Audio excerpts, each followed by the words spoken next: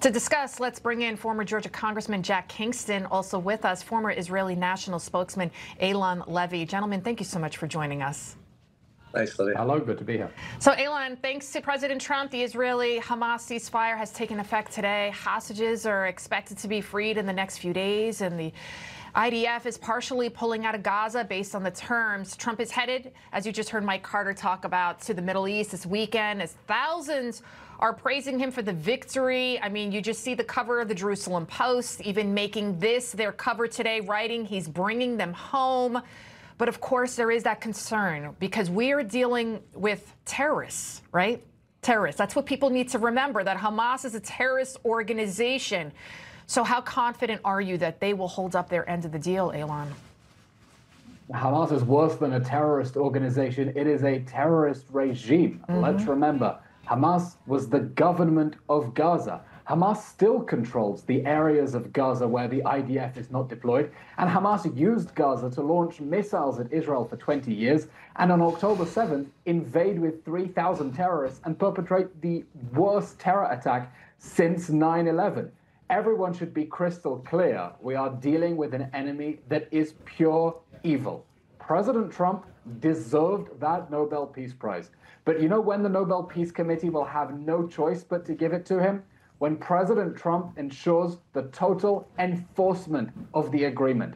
This is a deal that cannot be left on paper. It has to be enforced in full. We still have to negotiate Hamas's disarmament, Gaza's demilitarization, the deradicalization of the population in Gaza so they're more excited about building new Gaza than they are about destroying Israel. Only if all of that happens and President Trump's plan is enforced in full will we really have peace, and then the Nobel Prize Committee will have no choice but to give it to him.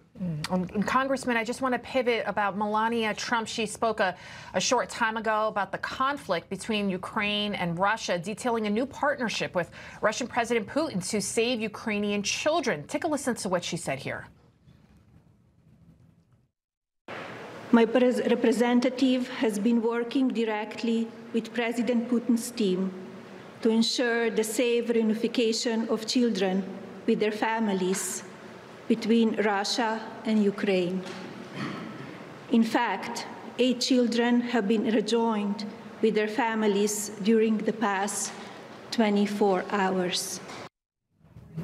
She's usually very private, but obviously she's a mother and she cares about children. She's trying to reunite them. What do you think about this effort, Congressman?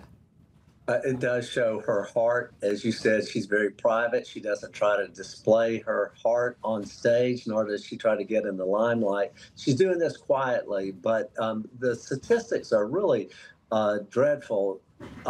Most will agree that there's at least 19,500 children who've been captured by the Russians, Ukrainian children, and they're put in a series of camps and orphanages and facilities. But there's nothing more demoralizing than taking away children from a population. Some of the NGOs say that that number may be as high as 35,000 children. So the fact that the First Lady is getting involved in this at the highest level with Putin, I think it's very positive because it's not only going to hopefully reunite the children with their family, but it will be a step towards maybe ending this horrible conflict. And now, if we do have peace in the Middle East, I think the president's going to spend a lot more time on Russia, Ukraine. Right. He could be now brokering. He's probably about to secure peace there in Ukraine, Eylon. And despite all of that, he 8 brokered peace deals, 9 months, could be on his 9th. He did not get the Nobel Peace Prize today. It was instead awarded, as we talked about, to the Venezuelan opposition leader. Eylon, I want you to take a listen, though, to what the Nobel Committee chair said on the decision. Listen to this. In the long history of the Nobel Peace Prize, I think this committee have seen any type of campaign, media attention. We receive thousands and thousands of letters every year of people wanting to say what for them leads to peace. This committee sits in a room filled with the portraits of all laureates, and that room is filled with both courage and integrity. So we base only our decision on the work and the will of Alfred Nobel.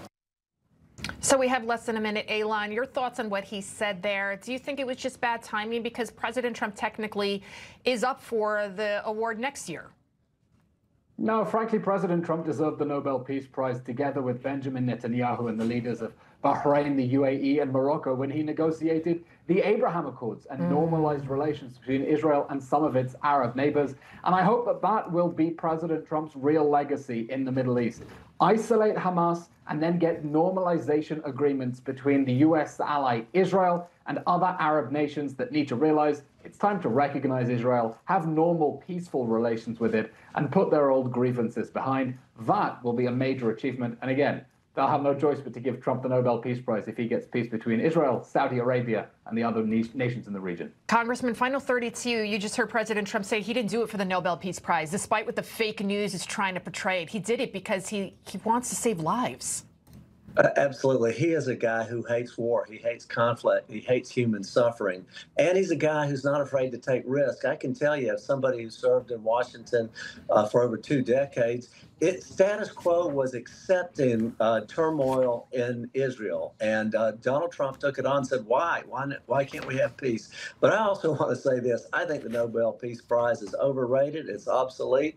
It's kind of like the Washington press dinner. Maybe 30, 40, 50 years ago, it was really relevant, really important, possibly even fair, but not today. When they give Barack Obama a Nobel Peace Prize for really getting elected, it shows it's just a political left-wing and socialist European-centric organization. And I don't get it. I don't know why we care about the Nobel Peace Prize anymore. It is not a fair award. It's not accurate. Well, at least the recipient had enough sense to dedicate it to President Trump. Gentlemen, we have to leave it right there. Thank you both so much for joining us. Thank you. Pleasure as always.